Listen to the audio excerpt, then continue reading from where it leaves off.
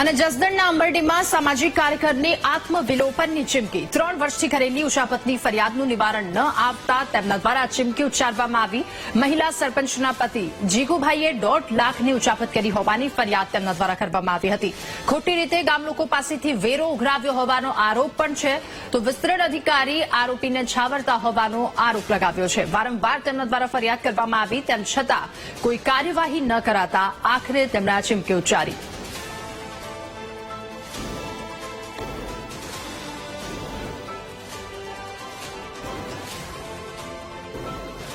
ત્રણ વર્ષ પહેલા આંબડી ગામના સરપંચના પતિ જીકુભાઈ મંજીભાઈ ઝાલાએ 1.5 લાખ રૂપિયાની ઉછાપત કરેલી છે। એની અગાઉ મેં 3 વર્ષથી એક ધારી મારી ફરિયાદ ચાલુ છે, પણ આજ દિન સુધીમાં કોઈ ન્યાય મને મળેલ નથી।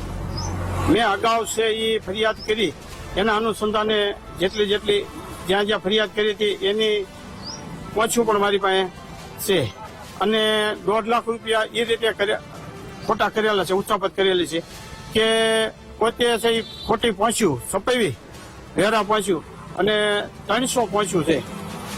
એક પહોંચના 500 લેખે 1.5 લાખ રૂપિયાનો ઉચાપત કરેલી છે। મેં ફરિયાદ કરી, આ ગામ પાસે વેરો ઉઘરાવ્યો, મારે આજ હાંજ સુધીનો છે। આજ હાંજ સુધીમાં કાંઈ નહીં થાય તો હું અન્ય જગ્યાએ જઈને આત્મવિલોપન કરીશ।